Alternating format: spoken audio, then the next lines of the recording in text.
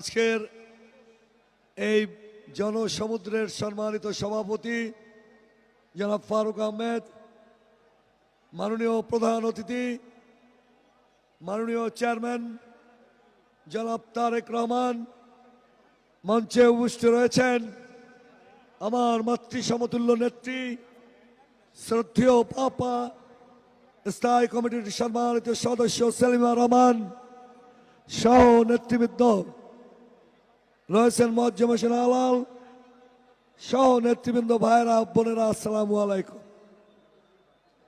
প্রিয় নেতৃবৃন্দ, প্রিয় ভাইরা, আপনারা যারা এখানে উপস্থিত হয়েছেন, ইতিমধ্যে কানায় কানায় মাটি মরে গেছে। আপনাদের কাছে অনুরোধ, আপনাদের কাছে নিবেদন, মাননীয় মা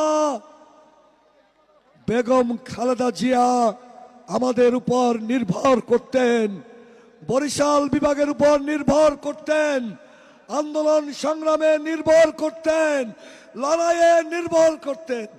মাননীয় চেয়ারম্যান সেই গুরুত্বই আমাদেরকে দেয়, আমাদের উপর নির্ভর করে, আমাদেরকে ভালোবাসে। 31 দফার সকল দফা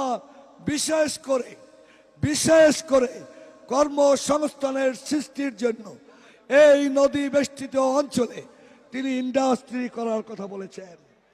সেই কর্মসংস্থান সৃষ্টি, মানব কল্যাণ, এটি বাস্তবায়ন করতে হলে আপনারা যারা উপস্থিত হয়েছেন, আজ থেকে পরিবার, বাড়ি, সামনে 100 ঘর, পিছনে 100 ঘর, ডাইনে 100 ঘর, বায়ে 100 ঘরে খবর রাখেন 31 দফার মূল দফাগুলো পৌঁছেছে কিনা।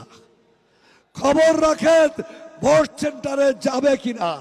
খবর রাখেন শয়তানের দুটি রূপ, একটি শয়তানের রূপ আর একটি নেক সুরাতের রূপ। জনাব আলতাফ হোসেন চৌধুরী উপস্থিত হয়েছেন, আমি খেয়াল করতে পারিনি। এই নেক সুরাতে ওই 71-এর পরাজিত শক্তি আবারও মা বোনদেরকে নেক সুরাতে দাগা দেয়। আমার মাকে, আমার বোনকে যেটি শরিক বাবু নগরী বলেছেন, মদিনার আলমরা বলেছেন, দুনিয়ার কোন লোভ দেখিয়ে অথবা রাষ্ট্র ক্ষমতায় যাওয়ার জন্য কেউ যদি বেহেশতের কথা বলে, যিনি বলবেন তিনি শিরক করলেন, যিনি বিশ্বাস করলেন তিনি শিরক করলেন, এবং যিনি প্রতিবাদ না করলেন পাপ করলেন। আমরা নিশ্চয়ই মা বোনদেরকে শিরকের মধ্যে নেব না।